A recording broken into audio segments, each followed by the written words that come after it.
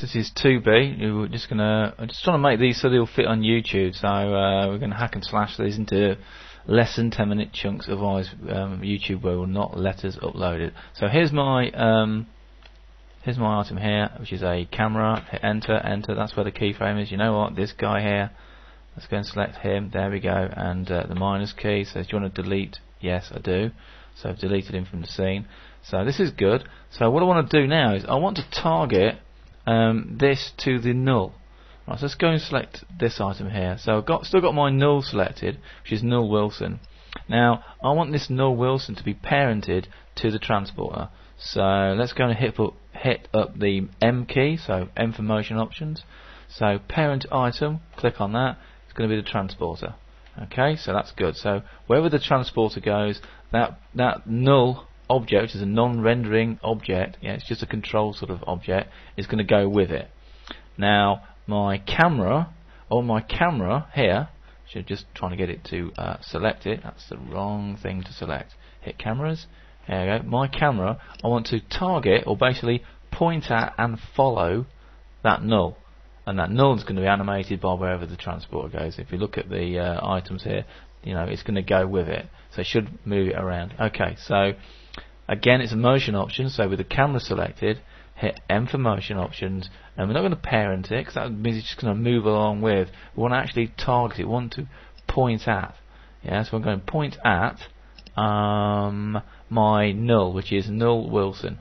Okay, so now you can see if we close this down, we've got a dotted line saying that this camera is targeted at that null.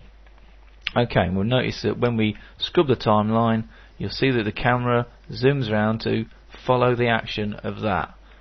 Okay, and then we're going to have a quick look through through the hit D for display, and we're going to go to single, and we're going to make it split view. Let's have a look.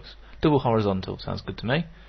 Okay, so we've got a top view here, and in this view, we're going to change this to a camera view, and it's I'm going to set it to front face wireframe.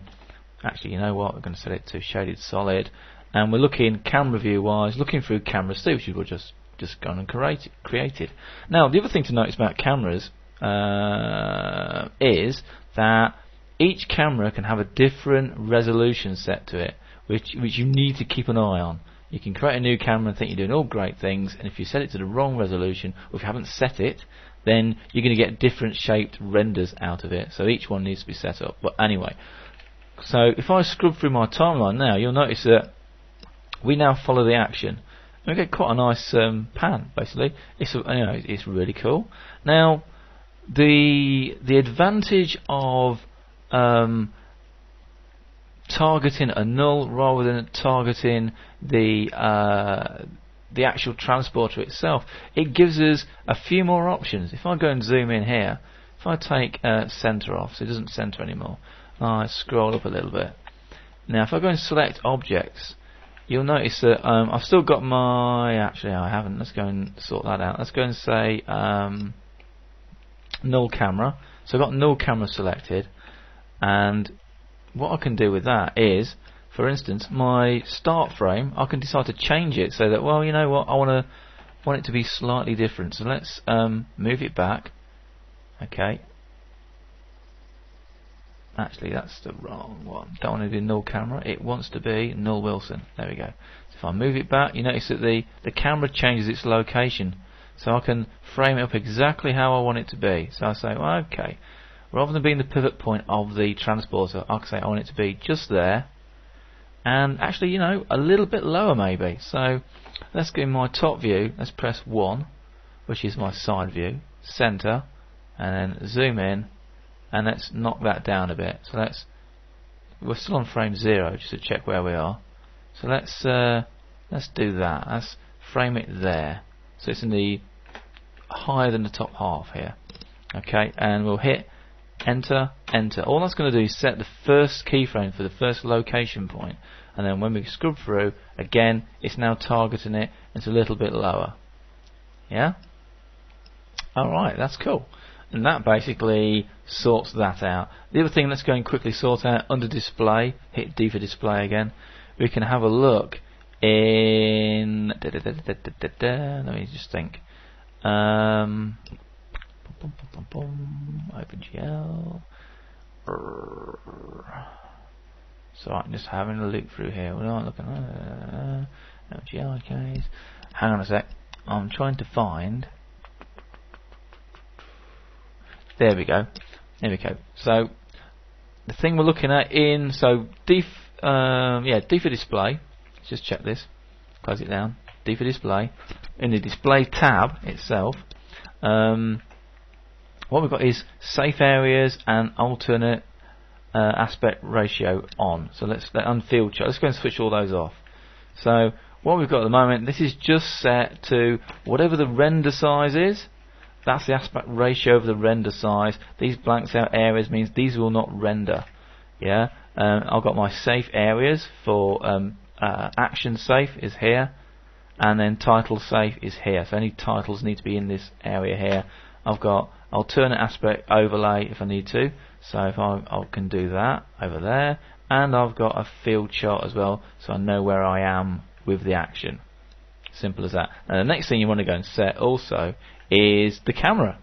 So let's do that. So with any sort of thing we're looking at, if my current object is a null, I can do the properties of that null. Yeah, and there's not a lot to look at with a null itself. You can change how it looks and whatever, but we're not going to do that. So if I go over to cameras, I go properties again, P for properties. So that's shortcut key is the P key. We can then decide what is the resolution of the output we're going to go and do on this. So I'm going to say it's going to be I don't know, let me just think, NTSC maybe, and that will give you the size, yeah, and field rendering on and off, odd and even, blah blah blah. If I'm going to do that, and then how it's anti-aliased with the different types of anti-aliasing, and basically classic low is fine. If you got the old version, then you've just got just classic is your only option there. If you've got Lightwave 7, so classic and low is cool. PDLs are new things or newish things. So there you go. So classic low means 5 anti-aliasing passes, and we'll do adaptive sampling. That's cool. So that should just about cover a few things. The other things to look at is, with parenting, we've got these lights are also parented here. So if I go to lights, you can see this goes along with the transporter, doesn't it? Yeah. M for motion options. Guess what? It is parented to the transporter. Simple as that. Really easy stuff. That will cover it. So this is 2B, and there'll be a part 3 that should sort of knit together if I remembered what I was doing. And that is it. Thanks a lot. See ya. Bye bye.